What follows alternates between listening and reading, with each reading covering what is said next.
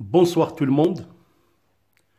Alors dans cette capsule de révision, nous allons traiter le genre d'exercices ou de problèmes qui traitent les raisonnements scientifiques comme ils sont présentés à l'examen du baccalauréat de fin d'année. Donc, c'est la méthode que vous allez suivre pour traiter de tels problèmes ou exercices de ce genre.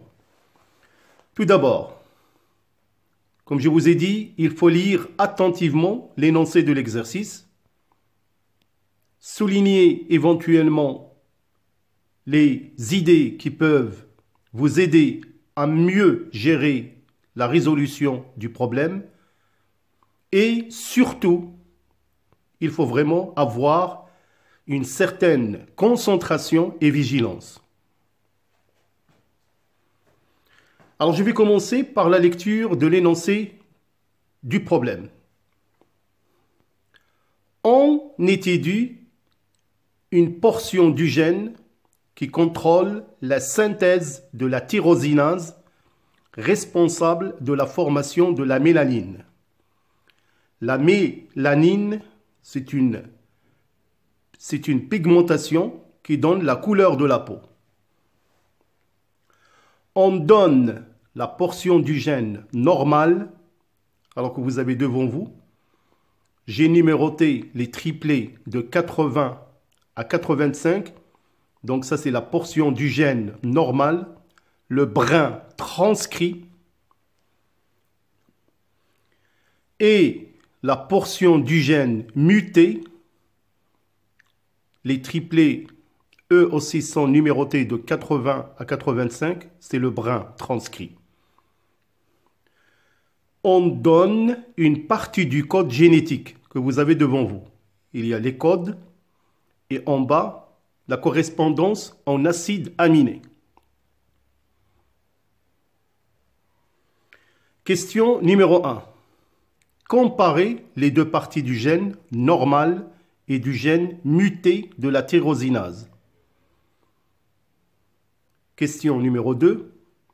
Montrez comment la mutation entraîne la variation du phénotype au niveau moléculaire et cellulaire.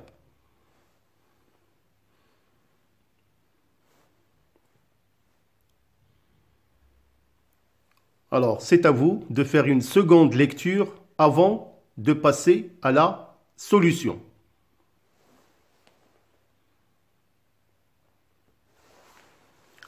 Alors, nous allons passer à la solution du problème. Donc, la question était comparer les deux parties du gène normal et du gène muté de la tyrosinase. Alors, tout d'abord, dans l'énoncé du problème scientifique, c'est marqué la portion du gène normal. Bien sûr, vous êtes censé connaître qu'une portion du gène n'est en fait qu'un fragment d'ADN. Donc, ils ont donné un fragment d'ADN ou un brin d'ADN transcrit, où les triplés sont numérotés de 80 à 85. Même chose pour la portion du gène muté. Donc, c'est aussi un fragment d'ADN ou du brin d'ADN transcrit. Alors, pour répondre à la question Q1, remarquez tout d'abord, ils ne vous ont pas demandé de transcrire. C'est-à-dire, ils n'ont pas demandé de donner l'ARN messager et non plus, ils n'ont pas demandé de donner la succession des acides aminés. Ils ont seulement demandé de comparer les deux parties du gène normal et du gène muté de la tyrosinase. Alors, pour répondre à cette question, les deux portions du gène normal et gène muté sont semblables, mais elles diffèrent au niveau du triplet 82 du gène muté. Notez bien sur les énoncés de l'exercice que j'ai souligné le triplet 82. C'est à ce niveau qu'il y a eu un changement, c'est-à-dire une mutation. Donc, il y a alors substitution du nucléotide G par le nucléotide A. Voilà, c'est la réponse à la question Q1. Alors pour la question 2, montrez comment la mutation entraîne la variation des phénotypes au niveau moléculaire et cellulaire.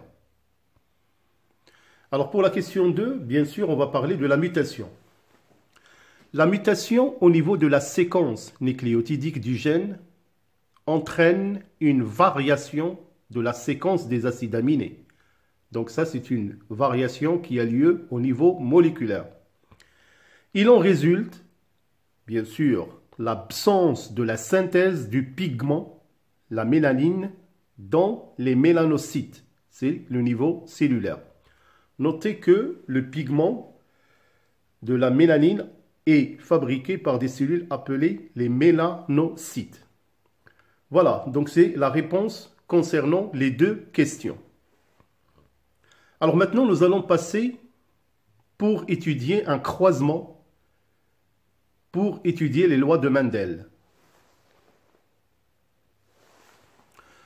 On étudie le mode de transmission de deux caractères héréditaires chez les souris. Notez bien déjà, on utilise les lettres grand M au petit m pour les deux allèles qui seront responsables de la couleur des poils que nous allons étudier. Les lettres grand N au petit n, les allèles responsables de la chute des poils, appelés aussi des souris caduques. Le premier croisement. Alors, souris mâle ayant des poils de couleur unique et caduque, c'est-à-dire qui n'ont pas de poils, croisés avec des souris femelles, des poils tachetés non caduques. On obtient la génération F1 ayant des poils de couleur unique, non caduques. Le deuxième croisement, c'est entre un mâle de F1 croisé avec une femelle de poils tachetés et caduques. On obtient la génération F2 contenant d'une part 40 souris de poils de couleur unique et non caduques, 44 souris poils de couleur tachetés et caduques et 4 souris de poils de couleur unique et caduques, 5 souris de poils de couleur tachetés et non caduques. Question. Question numéro 1. Interprétez les résultats en réalisant l'échiquier de croisement, le mode de la transmission des deux caractères étudiés. Question numéro 2. À l'aide des schémas des chromosomes, montrez comment peut-on obtenir les gamètes des souris de la génération F1, qui sont à l'origine de F2. Dernière question, Q3. Établir la carte factorielle.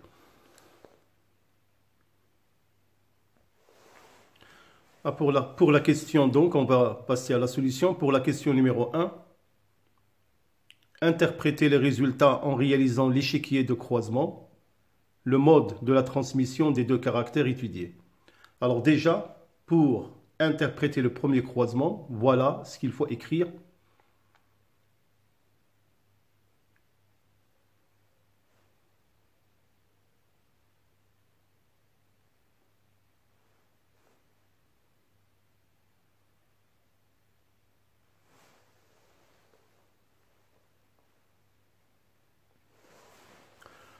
Alors, concernant le deuxième croisement, alors vous trouverez les éléments de réponse.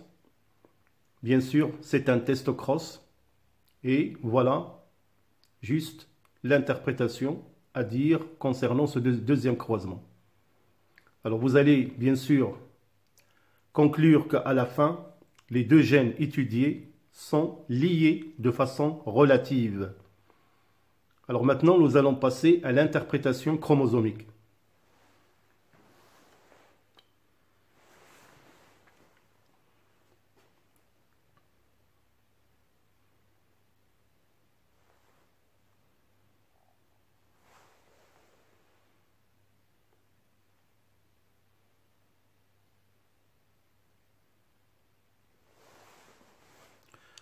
Alors, concernant l'interprétation chromosomique du premier croisement, alors donc j'ai précisé le phénotype, le génotype des parents, et le phénotype de la génération F1 avec son génotype.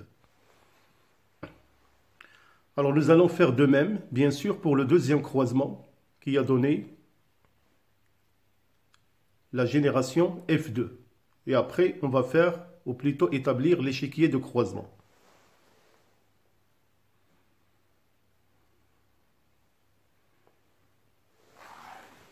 Alors donc, comme vous l'avez certainement compris, que le deuxième croisement s'agit d'un test cross. On a croisé un individu mâle de F1 avec un individu doublement récessif. Alors éventuellement, puisqu'on a établi que les deux caractères sont liés relativement, alors que les gamètes de F1 ont la possibilité de donner 4 types de gamètes, ce qui explique l'échiquier de croisement que vous avez devant vous. Bien sûr, il faut noter qu'on a déjà calculé les pourcentages des individus parentaux, c'est-à-dire le nombre de chaque individu divisé par le nombre total multiplié par 100, si vous voulez trouver les pourcentages. Alors, on peut déduire de ce résultat que les résultats théoriques sont compatibles aux résultats expérimentaux. Donc, c'est la conclusion que montre l'échiquier de croisement. Alors maintenant, nous allons aborder la question numéro 2 et numéro 3.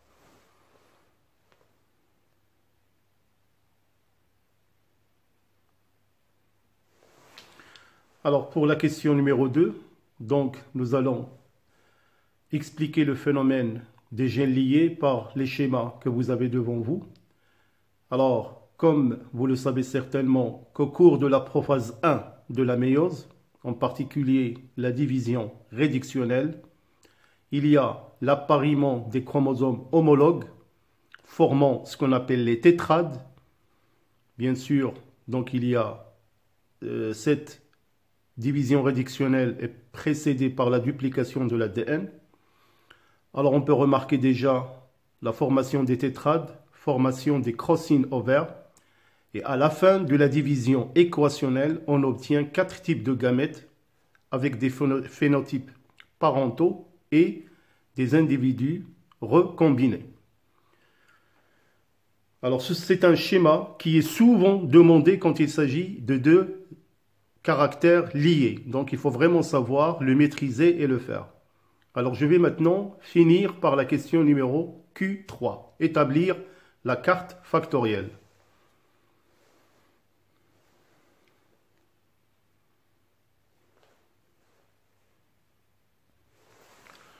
Alors voilà pour la question numéro 4, la carte factorielle.